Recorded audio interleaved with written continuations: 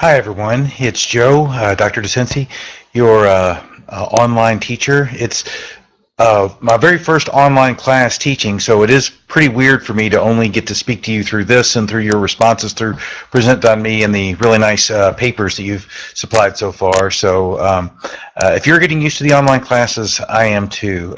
We're finishing up week 2, which means that we've covered chapters 1 through 4 that focus on strategic analysis.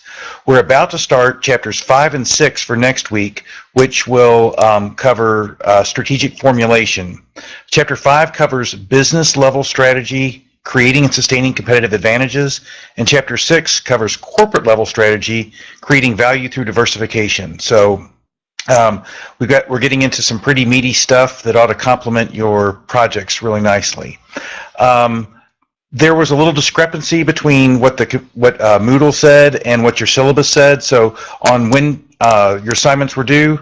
So a couple things in the computer were flagged as being due today, and in the syllabus they said they were due tomorrow, so we'll give you the more generous of the two and say that everything's due tomorrow, and I'm going to pretty much push everything to Tuesday noon as the submission time. So I'll go through and ripple that through all the assignments coming up so that if there's any conflict, we'll make sure that everybody knows noon Tuesdays when everything's due. So for this week, I'm going to see your internal analyses. Many of you all have already turned them in, and I think you also had an article due this week. For week 3, due a week from tomorrow, we'll be covering let's see, chapters 5 and 6. There'll be a guest speaker forum. I think you'll love the TED Talk that I posted. Everybody that has to do that assignment always loves hearing Ernesto talk, his shut up and listen methodology. Let's see, we'll have our forum. We've had some pretty good discussions going in our chapter forums, and we'll also have your SWOT analysis. Now, this week you had your internal analysis, which is more of the S and the W of the SWOT, the strengths and the weaknesses. Those are internal. What you'll do is you'll take a summary of those, probably not more than a page, kind of summarizing the beginning of your strengths and weaknesses, and then adding to it your external analysis, which is your opportunities and your threats. I would encourage everybody to actually use the SWOT graphic, the four chart graphic that they have, because SWOT, in addition to be a really good way to look for strengths and weaknesses inside and outside of a company, it's also a great graphical organizer that a lot of people, if they hear that you're doing a SWOT analysis for them, would expect to see that 4-quadrant methodology posted there. So, you'll definitely build off of your week 2 assignment, add to it your week 3, and you'll see how these assignments will build upon each other until week 5, when we put everything together into one big paper and have your final recommendations for your companies.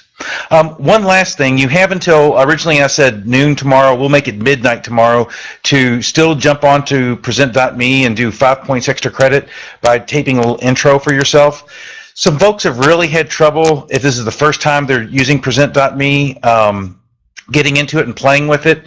This is a strategic planning class. Don't let the first time you use Present.me be the day before you need to post your assignment, because it's an easy thing to use, but it takes a couple of tries before you really get it down. I'm still fairly new to it myself. This recording right here is probably only my 10th or 11th ever attempt at Present.me.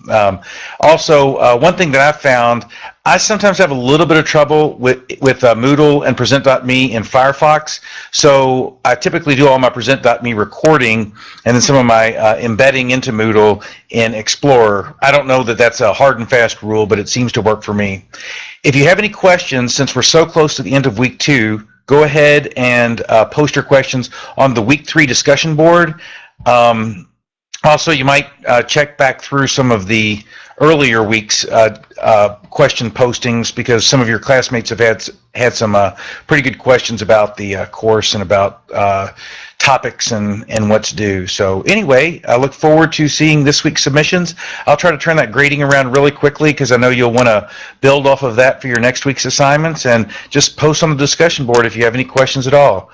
Keep up the great work, and I will check in with you next week. Talk to you soon. Bye-bye.